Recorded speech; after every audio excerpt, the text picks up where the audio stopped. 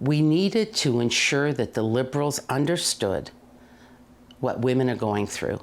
How, as we, I'm talking in general, government, how do we create a law where women feel safe? Catch and release, it doesn't work.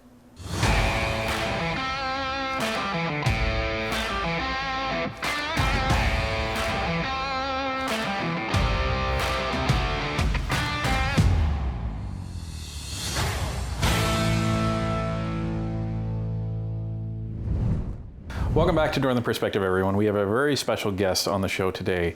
Many of you may have become familiar with her as a result of her participating in the Status of Women's Committee in the debacle last year, where Kate Alexander and her colleague Megan showed up to testify on behalf of victims of domestic violence all across Canada and were immediately shut down by the Liberals. And Michelle Ferreri and Miss Anna Roberts really stood up for victims across Canada and tried to let the Liberals know that this was not acceptable, and it resulted in a media firestorm that occurred immediately after that. That's not the only thing that Anna has done, and she's going to discuss that with us today, but she is a force in Parliament, a force for women, and a force for people with autism. Miss Anna Roberts, thanks for joining us on Northern Perspective. Thank you for having me. This is great. So one of the things that we like to ask MPs is, how did you get involved in politics? You used to be a banker or in banking for 30 years prior. So why politics? So I've been involved for many years in the riding associations. That was one of the things I enjoyed doing. You get to meet different people with the same type of political aspirations. And as a conservative, I believe that we have the right to understand what our policies are. And the only way to learn that is to get involved. And that's how I started. Now, at your age, I'm not going to let everybody know how old you are, but they can look that up if they really want. People usually think about retirement, but you decide to think about a career change. So how did you make that decision instead of saying, you know what, maybe I'm going to slow down? You decided to speed up. I don't really believe in retirement. I really enjoy what I'm doing. I've been volunteering. The beauty of representing two municipalities is I've had the opportunity not just to work in both municipalities, but also to volunteer in both municipalities.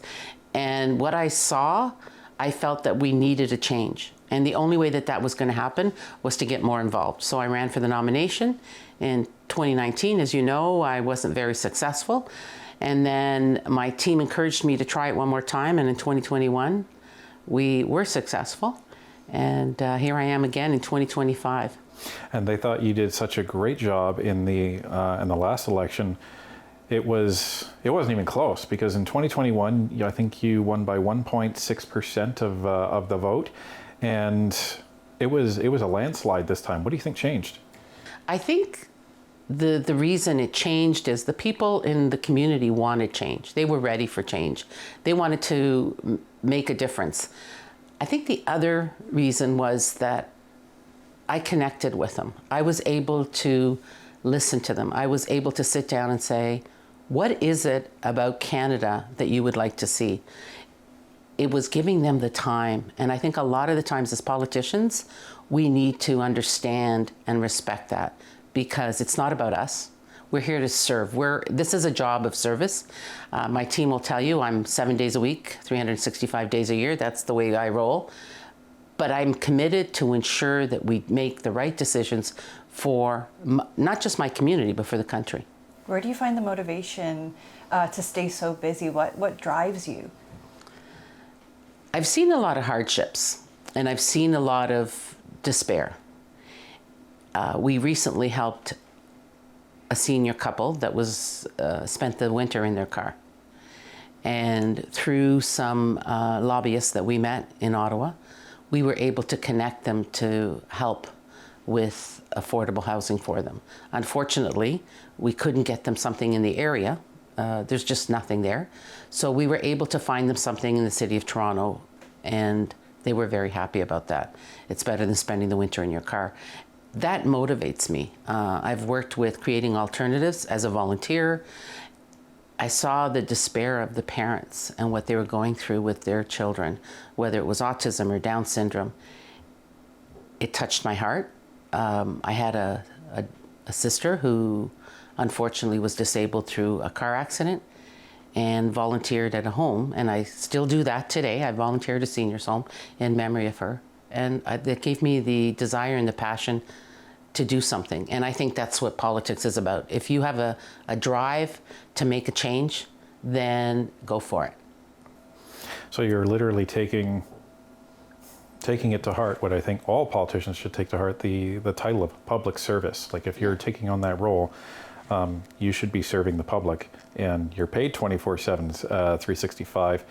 And it sounds like you approach this from a perspective of you're not going to take advantage of 1 minute of that. You're right. And my team will tell you, because I feel that if someone makes the effort to contact me, then I should make the effort to sit down and speak with them. We have an open door policy. We believe that our job is to understand. We might not always agree. That's given. But if we understand the concerns of the community and we can make a difference in their lives, then we should do it. So you're an advocate for autism, and we're recently participating in a flag raising for World Autism Day. What advocacy do you do for autism, either in your community or beyond?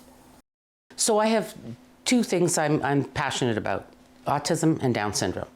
I'm working with a gentleman in my community who started up a Down syndrome program where he gathers the parents into a group.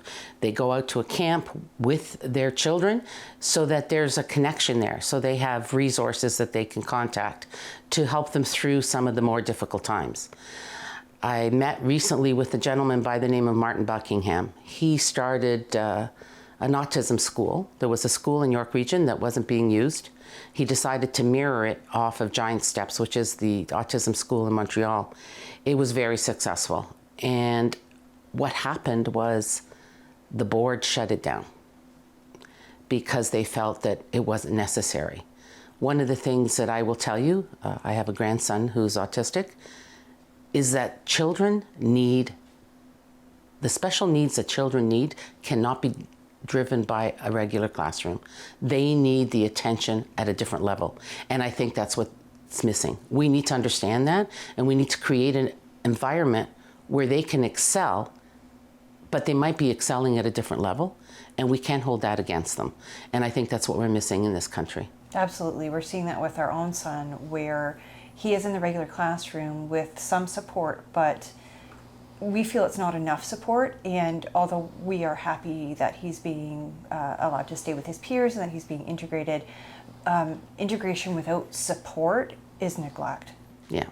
And one of my supporters and volunteers who has a child that attended Martin Buckingham School, if you talk to her, she'll tell you this saved her child, because her child needed that attention that he wasn't receiving in a regular school classroom. It's so important that we understand that, and I think we're missing the boat.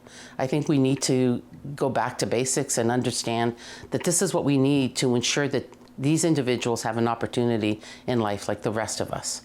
In 2024, back in the summer, there was a Status of Women's Committee that I think many Canadians remember, and that was where our friend Kate Alexander was present, and the Liberals essentially shut down her testimony.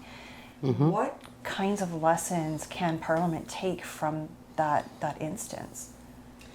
What you have to understand, I've become very friendly with Kate Alexander, and I understand that her charity event that she has every year in Toronto, it's called Eve, and Violence Everywhere. 75% increase in violence against women. That's why we were called back. The importance of understanding that this has to stop. We needed to ensure that the Liberals understood what women are going through. How, as we, I'm talking in general, government, how do we create a law where women feel safe in this country? And right now, that's not happening. So Kate Alexander had a story to tell. It just happened to be on the anniversary of this whole situation where she came to Ottawa. And Megan Walker, who's the other individual who explained what she was dealing with other women, and the violence that they were endured with. They shut it down because they didn't want to face the fact that we were going to discuss Bill C-5 and C-75. Catch and release, it doesn't work. If you have a criminal, that you provide that criminal with a second opportunity, who's giving the victims that second opportunity? And so what's happened is they understood that we were going to obviously discuss the fact that if we're going to protect women, we have to ensure that the criminals are held to account. They didn't want to discuss it, and that's why they shut it down. They shut it down because they didn't want us to go there, because they knew that this law is wrong. You can't have a criminal that is out on the streets roaming freely to attack women and other innocent victims. So it was sad in a way, because I know Kate is an advocate for women's rights. I've been to many of her events. She no longer feels safe living in this country. She returned to the US because she feels that her attacker, who didn't get charged, is still out on the loose. I think we're not doing justice to females in this country. If we can't protect them, who can? Well, and this is all reflected, I think, in the petition that Larry Brock is bringing forth and traveling across the country to try and bring awareness on this, because I think Canadians at large don't understand the massive impact that one change that the Liberals made in Bill C-75, introducing the principle of restraint, what that had on the justice system, where, as Kate and other people call it now, they call it the injustice system, because once upon a time you could rely on, if you were attacked, you could go to the police, that person would be arrested, they would go to trial, and they'd be put in jail, and then you finally would feel safe at some point. But now that's not a reality, and it's not even a possibility for most Canadians anymore. And I know he's hoping to get 1 million signatures for this and raise awareness. And Canadians need to wake up and pay attention to what's going on with our criminal justice system. I recently met with a lovely young woman. Her name is Ismail, and she wrote a book about violence. Her siblings went through a very, very tough life, and it was apparent. And so she created a book, the Hula Hoop book. So basically, this is your safe space, educating young people as to their rights in society. I've hooked her up with Kate Alexander. She's an amazing young woman, 14 years old. She's got 1 year of high school left, and she's going to university. This young woman had the courage to come forward to be able to write a book that will hopefully educate parents, adults, and young children as to their rights in society. So when we talk about criminals, and we're talking about a professional, the individual, which was her parent, is a professional. When we educate our children to understand that they have rights, then we can protect them moving forward. And that's what I'm hoping that people understand. We, as women, and as any gender, have the right to be able to live in a country that's safe and secure. And right now, that's not the situation that we're faced with. So, in your time in Parliament, I think you've accomplished a lot. You've been an effective advocate. We've talked about women's rights. We've talked about the justice system. We've talked about autism. When you look forward to whenever you're done in Parliament, what do you want your legacy to be? I want to make sure that we leave this country better than we are currently experiencing. My grandfather came here in 1950, so I'm a child of immigrants. He came here from Calabria, which is the southern part of Italy, and worked back in the day. You basically had to prove that you were able to sustain an income to support sponsoring your family to come here. And that's exactly what he did. So I was blessed to be raised by both my grandmother and great-grandmother.